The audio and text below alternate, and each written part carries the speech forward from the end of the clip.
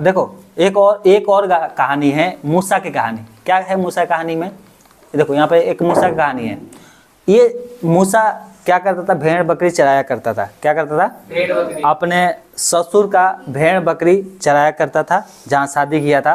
और यहाँ पे लिखा है कि जब वो भेड़ बकरी चरा रहा था तो यहाँ पे लिखा है निर्गम 3 अध्याय और 1-2 पढ़ते हैं तो 2 में लिखा है, क्या लिखा है?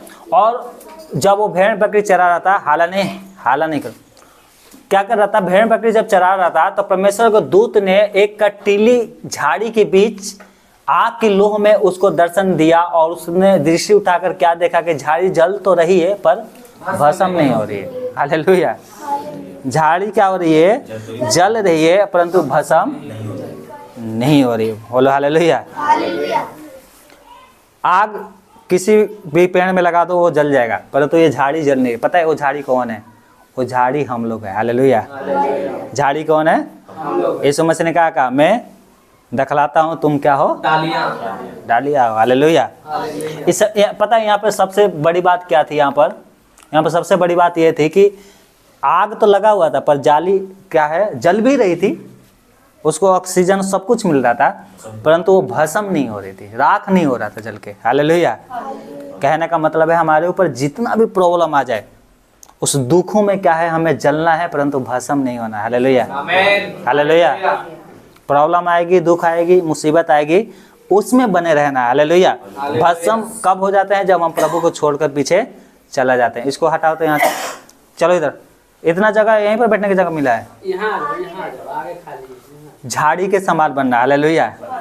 दुख कितना भी आए हमें भस्म नहीं होना है। हालेलुया। निराशा नहीं छोड़ना है, आशा लगा के रखना है प्रभु पे। हालेलुया। और पता है इस मूसा को परमेश्वर ने कहा, निर्गम अगर हम पढ़ते हैं 4 अध्याय और 10-13 पढ़ते तो यहाँ पे लिखा है मूसा ने यहोवा से कहा, हे मेरे प्रभु, मैं बोलने में निपुण नहीं हूँ, ना तो पहले था और ना जब से तू अपने दास से बातें करने लगा। मैं तो मुंह और जीभ से बाधा हूँ। यहाँ पे लिखा है मैं मुंह और जीभ से क्या हूँ? बाधा हूँ, बोल नहीं सकता हूँ। और यहाँ पे लिखा आगे, उसने कहा हे मेरे प्रभु, कृपया किसी और अन्य व्यक्ति को भेज दे। हालेलुया। हालेलुया। पता है यहाँ पर परमेश्वर ने इसको एक काम दिया था, कहा मैं तुझको क्या करूँगा? मिस्र के राजा के पास भेजूंगा और मेरे जो लोग हैं उनके ऊपर जो अन्याय हो रहा है उनको तू ही छुड़ा के ले आएगा। यहाँ पर ये क्या बोल रहा है? मैं नहीं जाऊँगा। क्या बोल रहा है? मैं नहीं जाऊँगा, किसी और को भेज दे। अब मणिपुर में क्या हो रहा है क्रिश्चियनों के साथ, है ना?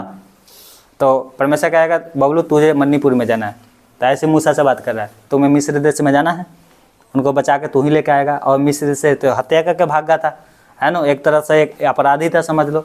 लेकिन परमेश्वर क्या कह रहा है? मैंने तेरे पाप को क्षमा किया, तू ही जाएगा बचाने के लिए। हालेलुया। आज परमेश्वर आपसे भी कह रहा है कि तुम्हें खुद जाना है। किसको?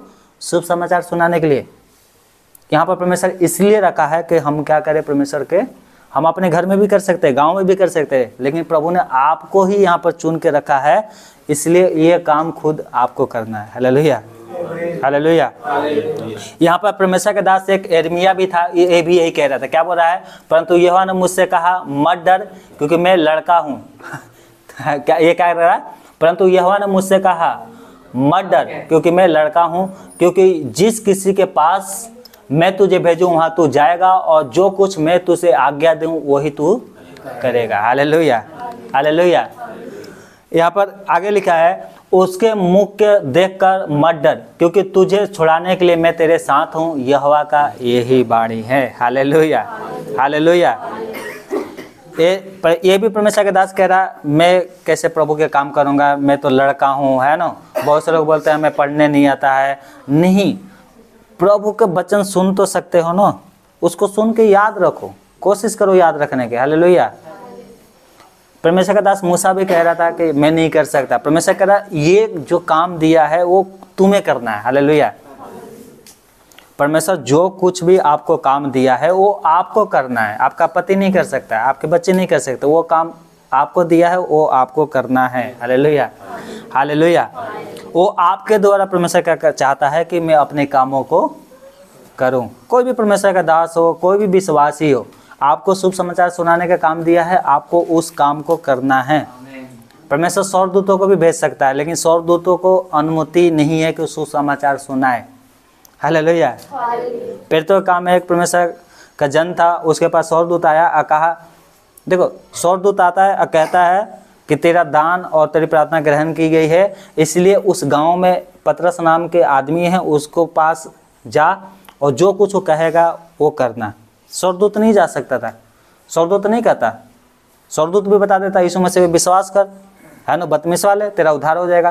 परंतु उसने कहा नहीं, ये काम किसका है? पतरस का। ये काम कौन करेगा? पतरस ही करेगा। Hallelujah, hallelujah. आपको परमेश्वर ने जो कुछ भी काम दिया है उसको ईमानदारी से करना है। मत्ती 16:18 में लिखा है, मैं भी तुझसे कहता हूं कि तू पतरस है। पतरस का मतलब क्या होता है? चट्टान। क्या है?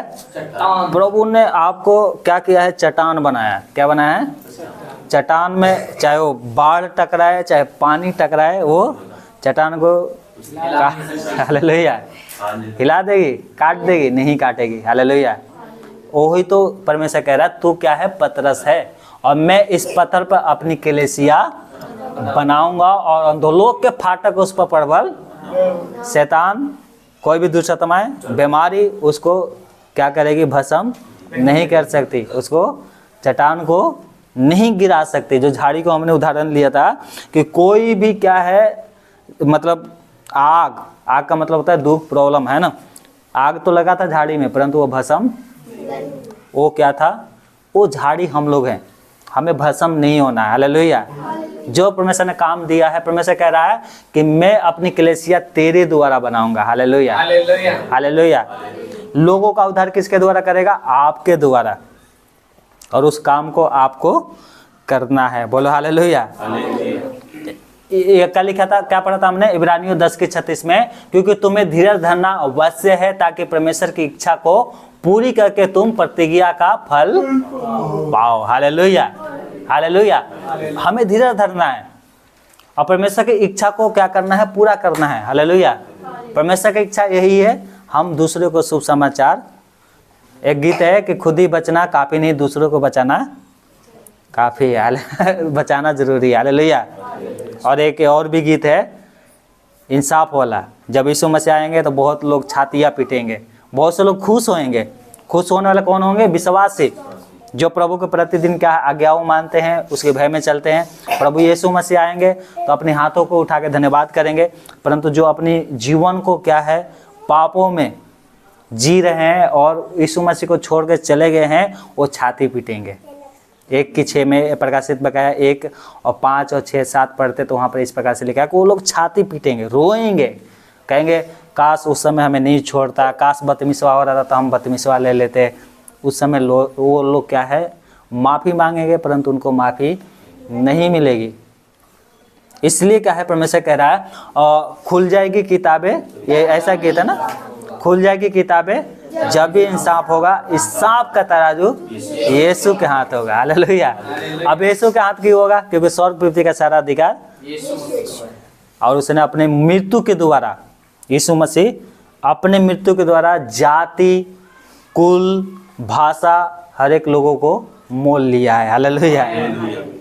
तो जो प्रभु में आखिरी नरसिंगा वाला गीत गा रहे थे ना, आखिरी नरसिंगा फूका जाने वाला है तेरा मेरा सबका यीशु, तो आखिरी नरसिंगा जब फूक दिया जाएगा और जितने चले जाएंगे वो तो धन्य है।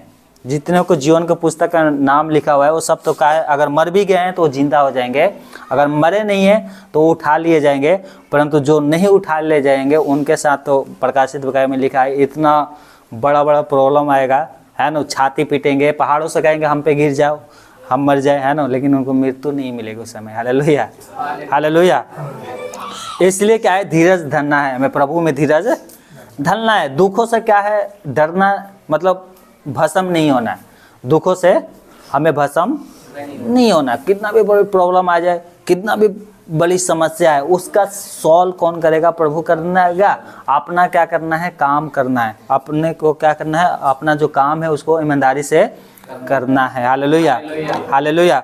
जब कुछ भी नहीं हो पाएगा तो परमेश्वर उस काम को करेगा। हालेलुया। पता है आखिरी में कौन आते हैं? आखिरी में एक अगर फिल्म भी देखोगे तो आखिरी में कौन आता है? हीरो बचाने के लिए। तो यीशु मसीह भी क्या है? एक हीरो है। हालेलुया। वो आखिरी में आते हैं बचाने के लिए। हालेलुया। जब सारी सगरे से रास्ता बंद हो जाता है तो लास्ट में कौन आता है? परमेश्वर। हालेलुया। लास्ट में कौन आते हैं? तो इस बात को ध्यान। एक औरत है जिसका नाम था हजरा।